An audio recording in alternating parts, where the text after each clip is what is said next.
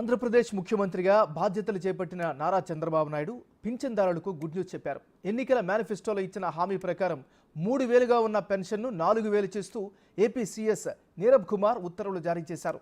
సాధారణ పెన్షన్గా ఉన్న పేరును మళ్ళీ ఎన్టీఆర్ భరోసాగా పునరుద్ధరించారు. నిన్న సచివాలయంలోని తన ఛాంబర్లో 5 ఫైళ్లపై సంతకం చేసిన సీఎం 3వ సంతకం పింఛన్ల పెంపు ఫైల్పై చేశారు.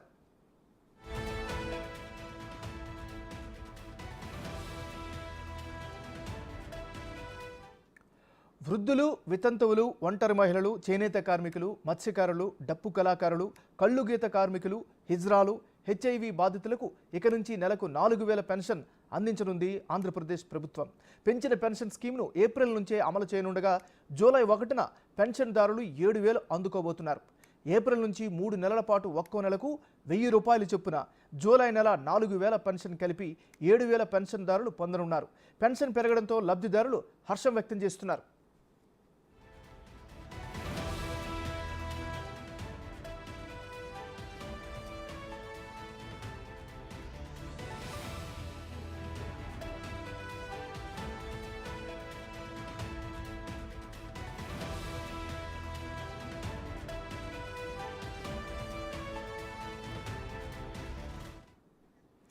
బులెటిన్లో మనం బ్రేకింగ్ న్యూస్ చూస్తున్నాం. ప్రభుత్వ ఉద్యోగాల భర్తీపై చంద్రబాబు నాయుడు ఫోకస్ పెట్టారు.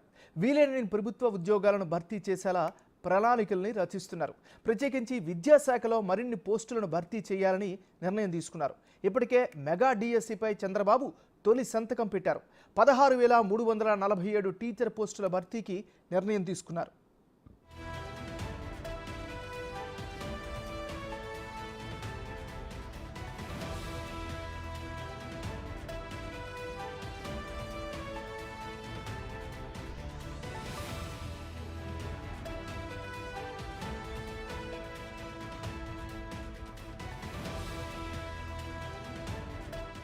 బులెటిన్లో మనం బ్రేకింగ్ న్యూస్ చూస్తున్నాం. ప్రభుత్వ ఉద్యోగాల భర్తీపై చంద్రబాబు నాయుడు ఫోకస్ పెట్టారు. వీలైనన్ని ప్రభుత్వ ఉద్యోగాలను భర్తీ చేసేలా ప్రణాళికలు రచిస్తున్నారు. ఇక ఇదే అంశానికి సంబంధించి మరింత తాజా సమాచారాన్ని మరి రిపోర్టర్ శివ అందిస్తారు. శివ, చెప్పండి, చంద్రబాబు తాజా నిర్ణయాలకు సంబంధించినటువంటి అప్డేట్స్ ఏంటి?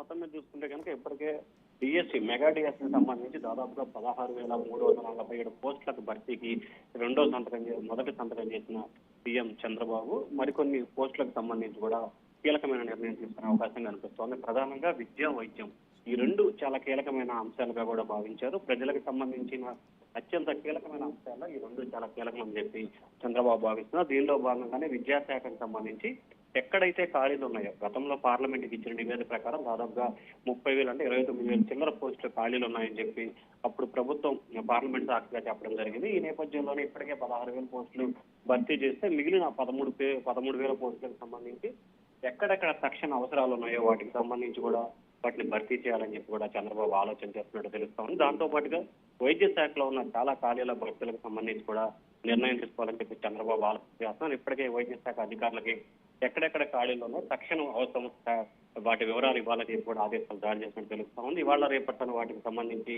కొన్ని పోస్టులు భర్తీకి సంబంధించి నోటిఫికేషన్ కూడా విడుదలయ్యే అవకాశం కనిపిస్తా ఉంది. నాగరాజు, అంటే శివ, ఒక విషయం చెప్పండి, అంటే ముందుగా ప్రకటించినవన్నీ కూడా ఇంత తొందరగా వడివడిగా చేయడాన్ని ఏ విధంగా అర్థం చేసుకోవాలి? చంద్రబాబు యాక్షన్ ప్లాన్ కి సంబంధించిన విశ్లేషణ ఏంటి? అంటే ప్రధానంగా చూస్తుంటే నాగరాజు, వాస్తవంగా ఆంధ్రప్రదేశ్ కు సంబంధించి విద్య, వైద్య ఈ రెండు చాలా కీలకంగా భావిస్తా ఉన్నారు.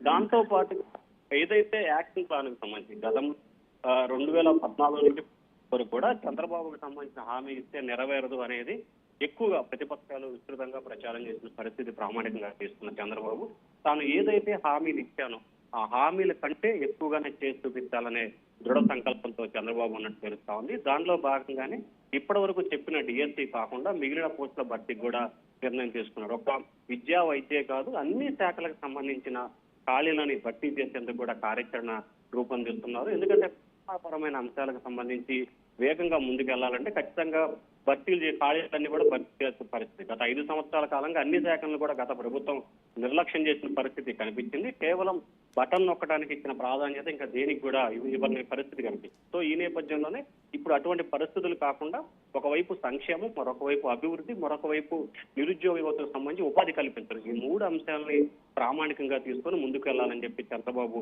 ఆలోచన చేస్తా ఉన్నారు. ఆంధ్రప్రదేశ్ సంబంధించి గతంలో 94లో చంద్రబాబు సీఎం అయిన దగ్గర నుంచి కూడా చాలా సార్లు చంద్రబాబు నేతృత్వంలోనే డిఎస్సి పోస్టులు భర్తీ జరిగిన పరిస్థితి కూడా ప్రధానంగా చెప్పుకోవచ్చు. వాటికి అనుగుణంగానే ఇంకా రానున్న రోజుల్లో చరిత్రలో నిలిచిపోయే విధంగా ఉద్యోగులకు ఉద్యోగ అవకాశాలు కల్పించాలనే చంద్రబాబు ధ్యేయంగా కనిపిస్తోంది Nagaraju. Right, thank you Shiva.